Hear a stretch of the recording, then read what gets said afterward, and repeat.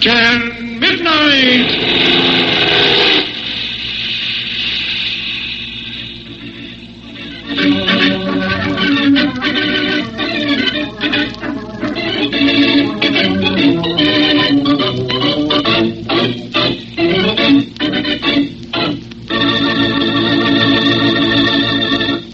Yes, Captain Midnight. Brought to you at 5:30 every Tuesday and Thursday by the makers of Ovaltine, the world's largest selling supplementary food drink. Ovaltine offers better nutrition for better health, keener vitality, and sound, restful sleep.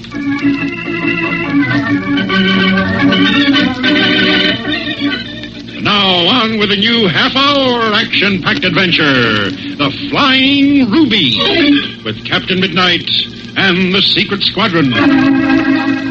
Today, Chuck is resting on his laurels as a model airplane builder. He's quite a popular young man around Washington, D.C., because his new jet-powered model plane has just broken all existing speed, endurance, and distance records. The ship is a real sleek-looking job. Needle-pointed nose, swept-back wings, his own design. And with it, Chuck walked away with all the honors. A well-known government official awarded him the big silver trophy. Reporters, cameramen, newspaper photographers, all have paid their respects to Chuck's ingenuity. Even at this very moment, Chuck enjoys her home clipping stories from the day's papers. Gee, me, look at this picture, Chuck. Well, what about it? Gosh, who were you mad at?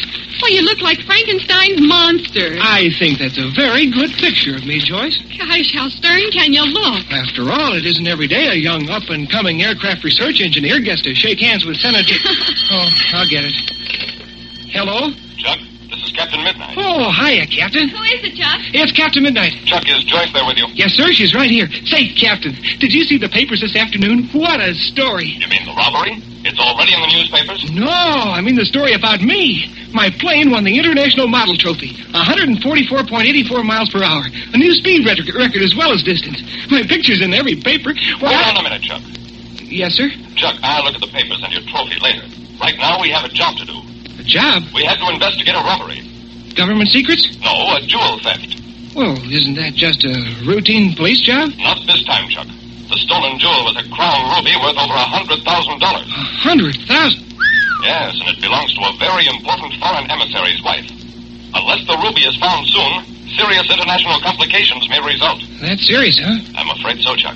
Major Steele has assigned us to investigate. Well, where do we start? The jewel was stolen just a few hours ago during a lawn party at the Ettingham Mansion up on Skyview Road. Well, that's only a few miles from here. Right. So you and Joyce get ready. Iggy and I will drive by in about 20 minutes to pick you up. We're practically ready, Captain. Good. On the surface, this looks like a routine case, but they're usually the ones that turn out to be the toughest, and sometimes the most dangerous.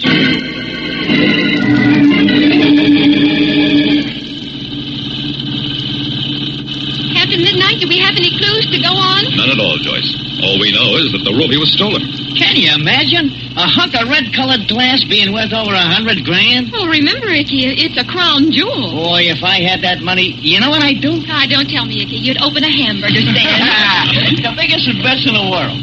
Flashing lights, pretty waitresses, and free hamburgers, giant size. Oh, jeepers, how'd you ever make any money if you didn't charge for your hamburgers? Oh, I charge 50 cents for a cup of coffee. Say, what's the matter with Chuck? We haven't heard a word out of him. Oh, he's probably worrying about enemy agents stealing his latest airplane design. No, I locked the plane in the workshop as soon as we got home from the model air meet. It's safe and sound then? Sure. I was just looking at that ship flying off to the left there. Where? Just above those trees. Oh, I see it. Say, he must be pretty high up. The ship looks so small. Well, that's not a real plane, Joyce. It isn't. Oh, that's one of those model thingamajigs like Chuck built. Somebody else around here has the same hobby as you, Chuck. Hey, it is a model at that. Wonder who's flying. Oh, it's coming closer. Looks like it's going to land in that field. Gee, me, I'd have sworn that was a real ship. Just look at the way it's swooping down over the field. It's turning. Look. What, Chuck? Captain, stop the car. Why, Chuck? What's the matter? That's my plane. Your plane? Chuck, it couldn't be. But it is, Joyce. Are you sure, Chuck? Same design, same numbers on the wing. I know it's my plane. Oh, it couldn't be, Chuck. You locked your model in the workshop this morning. Somebody must have broken in and taken it, Joyce. Chuck, are you positive that's your new jet model? Absolutely, Captain. Stop the car and I'll show you. All right, Chuck, if you're positive. But remember, we have an important assignment to work on, so let's not waste time. Fine thing. We go looking for a ruby which somebody swiped, and we find an airplane which somebody swiped.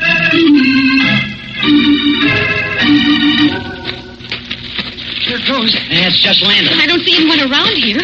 Who could be flying your ship, Chuck? Don't forget, that plane broke all distance records. Oh, what's that got to do? Someone could have launched it from our house, or from any place else, for that matter. Yeah, and come on down here to pick it up. That's right, Icky. Yes, and it doesn't look as though we'll have to wait very long to find out who that someone is.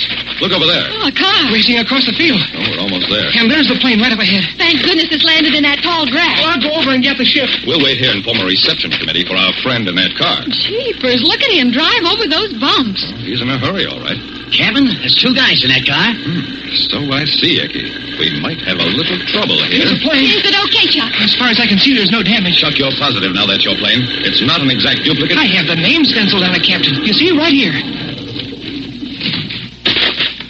Hey, kid. What do you think you're doing with that plane? Yeah, go on home and play with your own This is my plane. Get him, Mac. He says it's his aeroplane. Yeah, come on, hand it over, kid, before you get in trouble. Where'd you get this model? Mac, the little Goyle's asking questions which ain't none of her business. Yeah, it's a shame we don't have time to answer 'em. You stole this plane from my workshop. We don't steal nothing. You just made a mistake, kid. Come on, now give. I can prove this is my plane. It has my name on it. Well, suppose you hand it over before I change your name. Just a minute, you two. Why are you so anxious to get your hands on this plane? Hey, Mac, look. Big boy talks.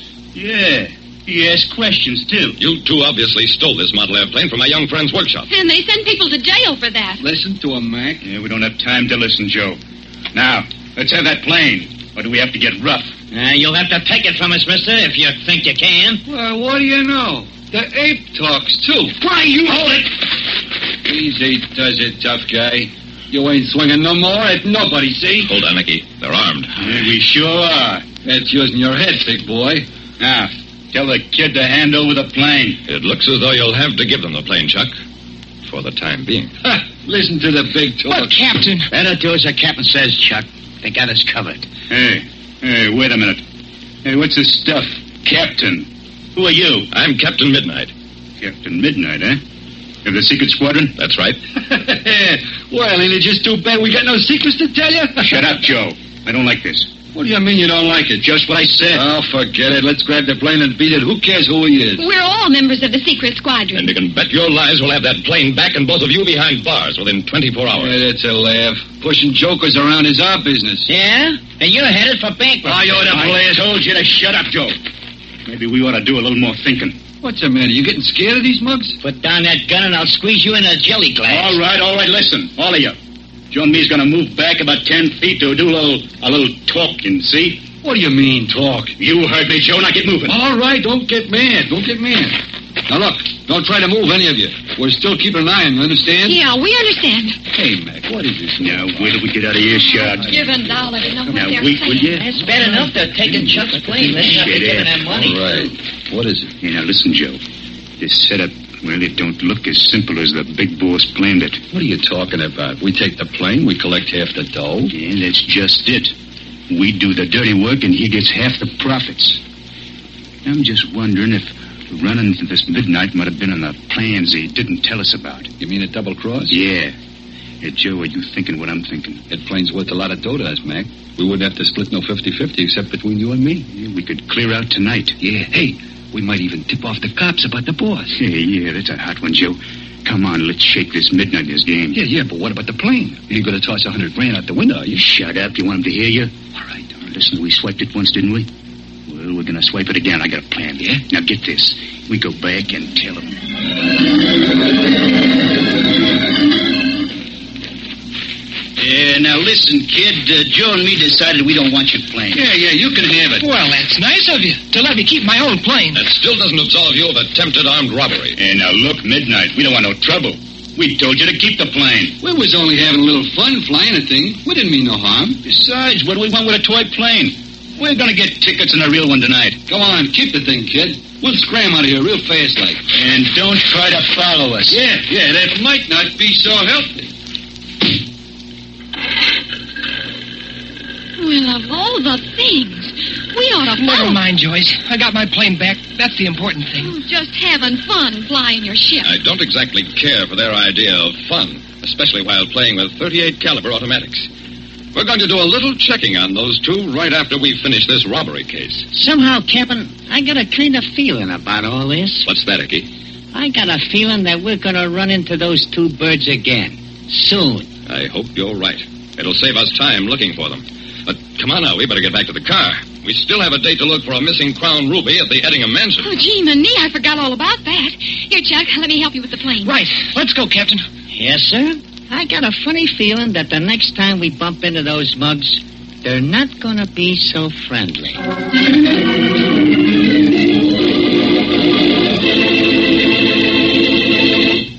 In a moment, we'll bring you the rest of this exciting, thrill-packed adventure.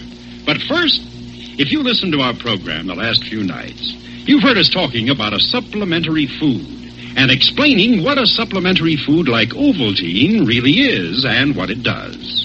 But here's something interesting. We would not have to explain all this to a farmer.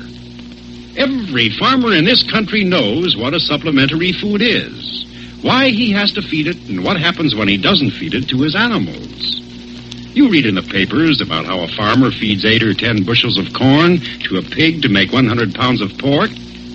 But every farmer knows that this is not true. He has to mix a supplementary food with the corn, or the pig would never develop properly.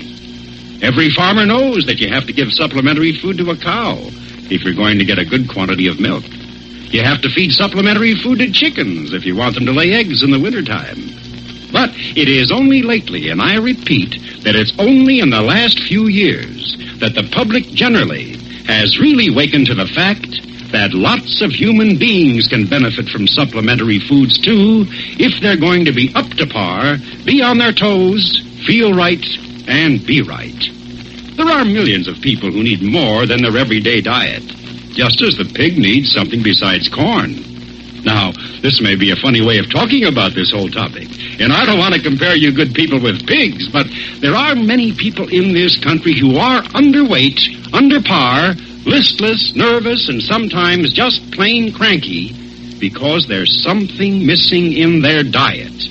Now, that's why a great many people report fine response when they take Ovaltine regularly. Ovaltine is a supplementary food for human beings. It contains a very wide range of vitamins, minerals, and other food essential elements. Now, some of these you only need just a smidge, but if you don't get it, it can show up in a lot of different ways. And so, if you have somebody in your family who's listless, nervous, underweight, under par, or gets tired too easily, try out this modern idea of giving a supplementary food like Ovaltine twice a day. And now, back to Captain Midnight and the Flying Ruby. When we left the members of the secret squadron, Icky was saying... Yes, sir? I got a funny feeling that the next time we bump into those mugs, they're not going to be so friendly.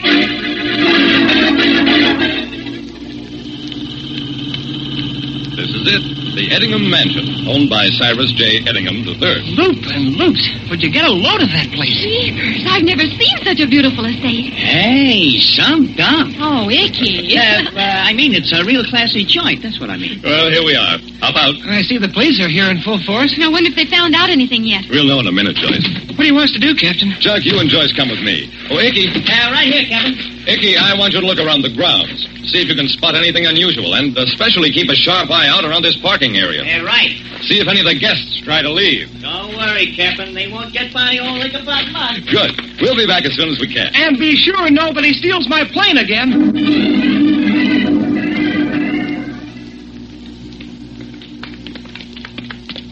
Wow. Would I like to own a place like this? Oh, gosh, what in the world would you do with all this space? I'd build model airplanes in every room. All right, you two. Let's get serious now. Here, I'll ring the doorbell. I wonder if anyone's home. Joyce. Someone's coming.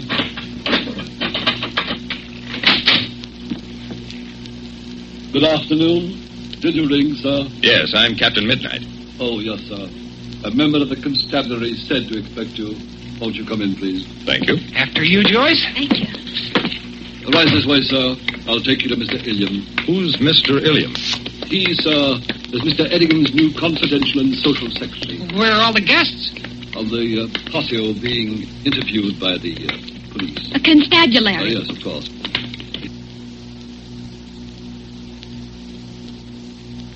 Here's Mr. Illiam's office.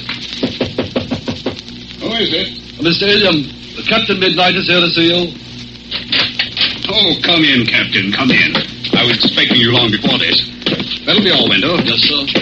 I'm Thomas Illiam, Mr. Eddingham's secretary. Glad to know you, William. My two assistants, Joyce Ryan How do and you Chuck do? Ramsey. How do you do? Ramsey? Right? Here, won't you sit down, Captain? Thanks.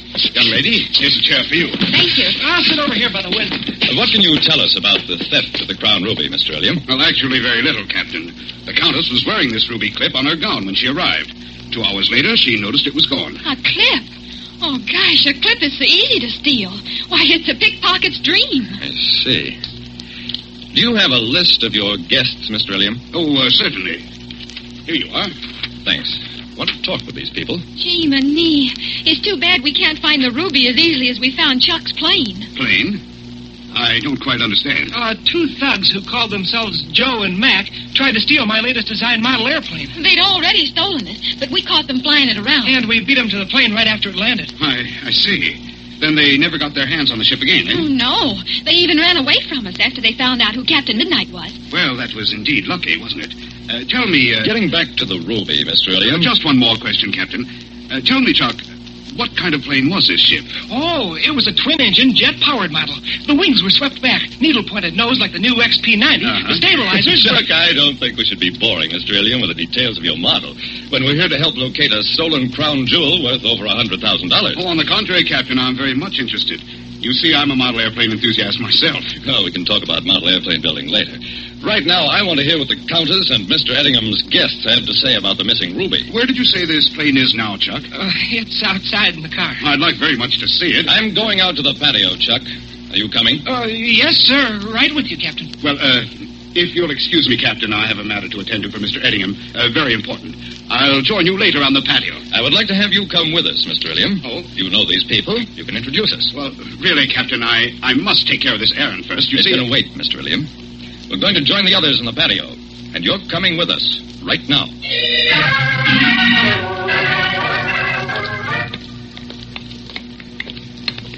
Uh-oh. Here comes the captain with Mr. Illiam.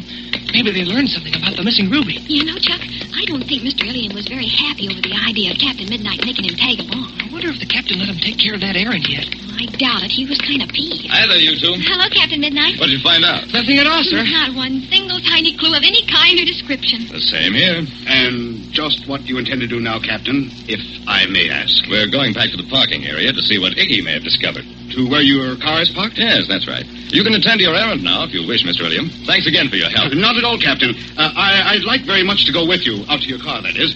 I'd like to see Chuck's model plane. Yes, but what about that important errand? Oh, it can wait a few more moments. Let's go see what that ship looks like, shall we?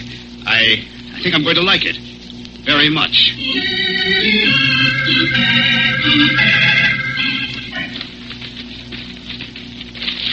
Let's see. Our car is right down this way. I wonder where Icky is. Don't see him around anywhere. Icky! Hey, Icky, where are you? I'll look over here. He's probably... Captain Midnight! What is it, Chuck? Captain Midnight, come here! Quick, in the bushes! Have you found something, Chuck? You bet I have. Icky! What? Let's get that gag off his mouth. Gee, me, who'd ever do a thing like that? All hide and bound? There, Icky. I thought you weren't going to look for Here, me. let me get those ropes off your hands and feet, Icky. My word. Who could have done such a despicable thing? They were the same mugs that tried to take the plane away from you, Chuck. Are you sure? Oh, sure as my name's Ichabod Mudd. I got a look at one of the guys just before he clapped me on the noggin. So they tied and gagged you and then tossed you in the bushes. But why? My plane. I'll bet they were after my plane again. Let's get back to the car and take a look. Here we are. We left it in the Mac on the floor. It's gone. Persistent devils, aren't they? I can't for the life of me understand why full-grown men would resort to such knavery. When I get my hands on them mugs, they're going to wish they had a different hobby, I can tell you. There's more to this than a hobby. I don't understand. I don't either yet. But I'm certain there's more to this than the stealing of Chuck's plane. For my money, stealing my plane is plenty serious. I can sympathize with you completely, Chuck. More than you know. I'm quite sure you can, Mr. William. But I don't think sympathy will satisfy Chuck. Or the Countess.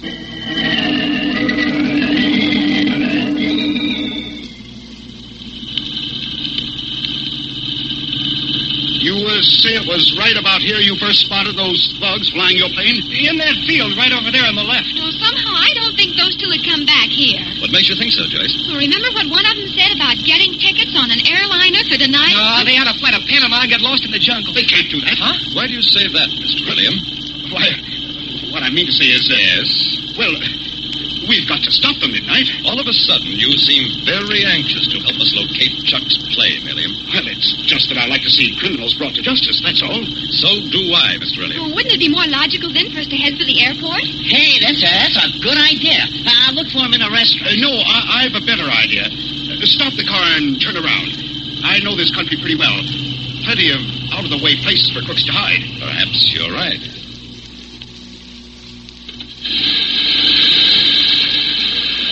You give directions, William. Drive down to the Old Bay Road. What do you think we'll find down there? Well, it's just a hunch. Nobody ever travels that old road much. Why, it's almost deserted, isn't it? If I were a crook, that would be a logical place to hide until nightfall. Don't you agree, Midnight? I'm inclined to agree with you, William. Shucks, I'd rather cover the airport. Those mugs gotta get hungry sometime. An eating joint would be the perfect place to nail them. No, Icky. I think Mr. William knows best.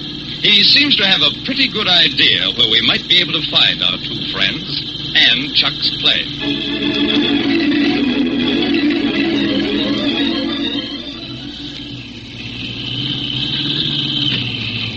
This old road's bumpy. Ooh, I've got as many bumps on my head as the road has. Ouch! Sure are some spooky-looking places along here, especially now that it's getting kind of dark. Oh, I wish we'd have gone to the airport. Didn't I tell you this would be a perfect place for a hideout? We haven't seen any signs of our friends yet, William. Well, don't give up yet, Captain. This road runs for miles. You seem to know this area quite well. Oh, yes, I've driven down here many times. Well, I'll take a nice, smooth highway any day. With plenty of hot dog and hamburger stands. Oh, I'm afraid we're off on a wild goose chase. Be patient, my dear. Oh, I think I see something. You do? Where? See that old shack over there? Oh, I see it. There's a light inside. Stop the car, Midnight. Maybe someone lives over there. I doubt it. That old shack's been empty for over 20 years. You think we might find the men we're looking for in that shack? I told you about my hunches, Captain. I'm almost certain they're in there. You sound awfully sure of yourself, Mr. William. Yeah, almost too sure. Please, my dear, let's not be so suspicious. Come on. Let's take a closer look at that shack. Good. I'd hope you'd say that. I thought you would. Once again, I say two things. It's spooky out here, and I'm hungry. Later, if those two thieves are in there, let's lock them in an engraved message that we're here. Captain Midnight. What is it, Chuck? Over at the side. That car. It's the same one the crooks drove this afternoon. Chuck, you're right. Is that your model airplane in the back seat? Yeah, that's it. Joyce, you stay behind here in the brush. Right. Chuck, you and Icky go around and cover the back. I'm going up to that shack. I am going with you, Captain. You'd better stay here with Joyce, William. Hickey and I are on our way, Captain. I insist on coming with you, Midnight. You'll need help with those two bruises. All right, William. Come on. Be as quiet as you can. Wait till I get my hands on those two. What did they ever do to you, William? Huh? Oh, nothing, I guess. Hold it. Quiet. They're coming out. Get on the other side of that door, William. And don't forget, they're probably armed. Hurry it up, Mac. Get that stuff from under the floor. We gotta blow this stuff before somebody gets wise. I thought I heard a car. Probably wasn't such a hot idea to come back here in the first place. Hey, Joe, you're getting jumpy. Keep your shirt on. We have to back. That does it. Okay, let's go. Let a plane don't leave for 2 hours. We can't hang around here. It's them, all right. Shall we jump them? No. Wait until they get out in the open. It's darker out here. Yeah, sure is a pretty night to be flying a coop. Won't the big boss blow his lid when he finds we skip with the Ruby and all his other ice, too? Yeah. I'd like to see his face when he finds out he ain't the world's greatest pickpocket. Because we just picked him. Oh, no, you don't. There's one of them, Midnight. Joe! Hey, Joe, what's the matter out there? Hey, Joe! Why, you drop that gun? Not before I... And there's the other one, William. Are you all right, Captain Midnight? Wow. Both of them out colder than an iceberg in January. Now, where's that plane? Where's he going? What's he doing? He's taking your plane out of their car. Hey, Mr. William, what are you doing with my plane? He's doing exactly what I expected him to do. Why, he's running No, it. stop. Hey, give me my plane. Look at this.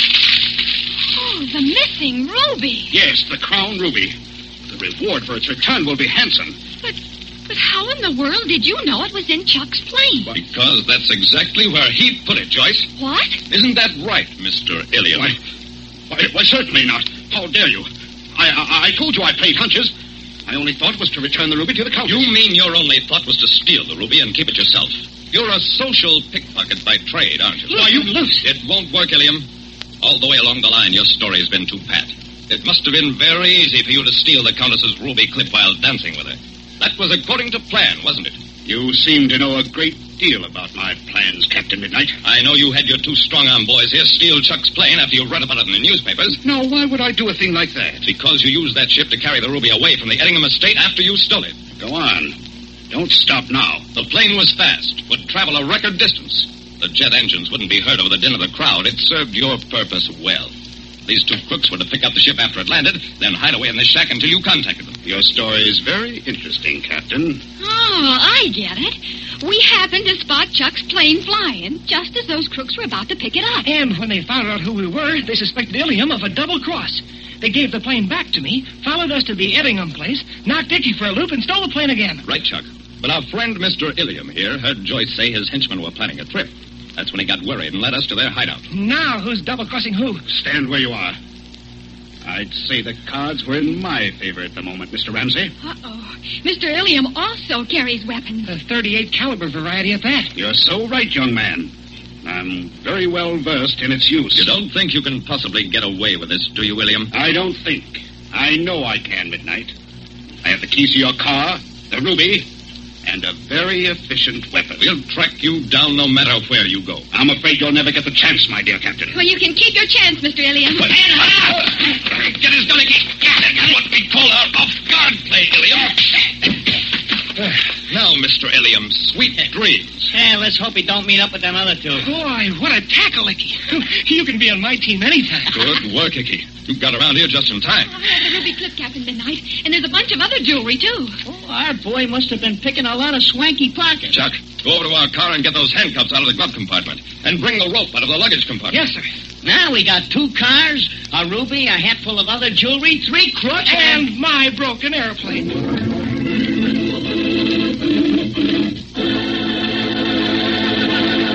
Bring you a glimpse of Thursday's thrill-packed adventure, The Big Freeze at Bar Z Ranch. Captain Midnight is brought to you at 5:30 every Tuesday and Thursday by the makers of Ovaltine, the world's largest-selling supplementary food drink. Ovaltine offers better nutrition for better health, keener vitality, and sound, restful sleep.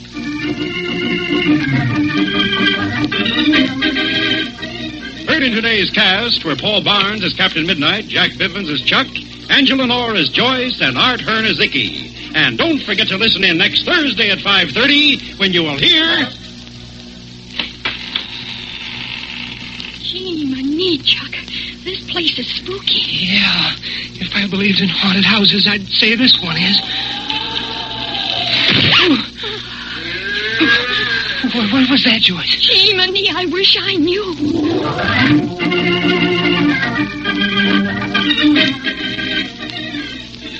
Until Thursday, then, this is Pierre Andre saying goodbye and happy landing.